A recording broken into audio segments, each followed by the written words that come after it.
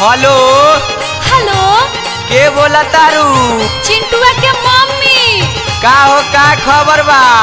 ठीक है बा। अभी के होली कैसन कटता हो?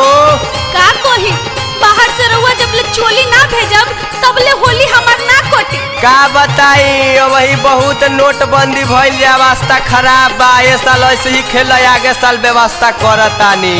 तो ठीक है बा, व्यवस्था कोली। अब सुनी हम का कहतानी।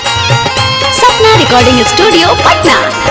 पियावा हो मना करे आइले जब से होलिया नया चोलिया किन के लाइए देता हूँ हो। पियावा हो मना करे आइले जब से होलिया नया चोलिया किन के लाइए देता हूँ हो।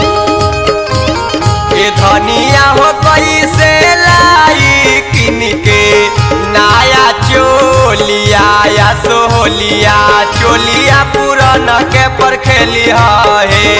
ये धनिया हो कैसे किन के लाई नया चोलिया या सोहलिया, चोलिया पुरान के पर खेली है।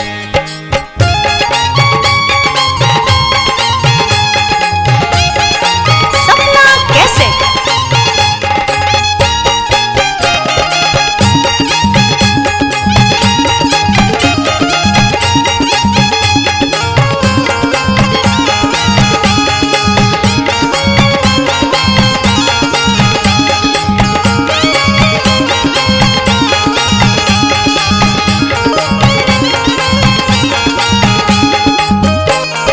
पियावा हो सखी सब किनलस नया चोलिया सोहलिया में चोलिया लेके आई हो।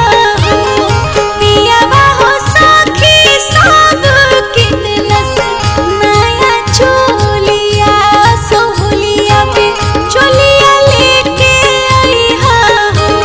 ई धनिया हो आगे साल की नब नया चोलिया, तू होलिया सखी के साथ में खेली है। ई धनिया है आगे साल की न देवे नया चोलिया, तू होलिया सखी के साथ में खेली है।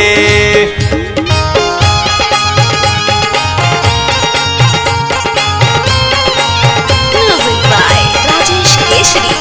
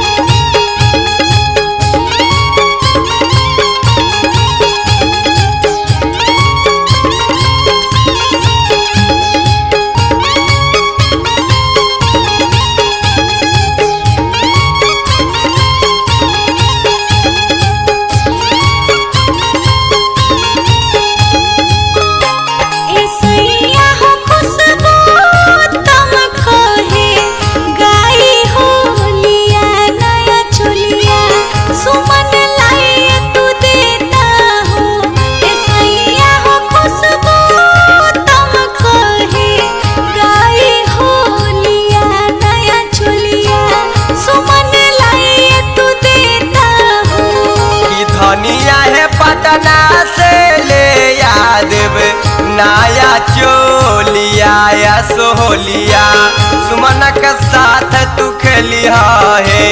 ई धनिया है पटना से ले याद नया चोलिया या सोहलिया, सुमन के साथ तू खेली है। सुमन के साथ में खेली है। सुमन के साथ में खेली है। सुमन के साथ में खेली है।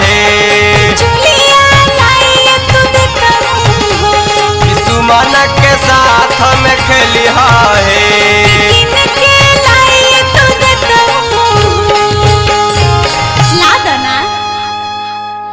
अगर आप भी चाहते हैं कि सपना कैसेट की वीडियो सबसे पहले आप तक पहुंचे, तो लाल बटन को दबा के चैनल को सब्सक्राइब जरूर करें और साथ में बेल आइकन को दबाना ना भूलें। सपना रिकॉर्डिंग स्टूडियो।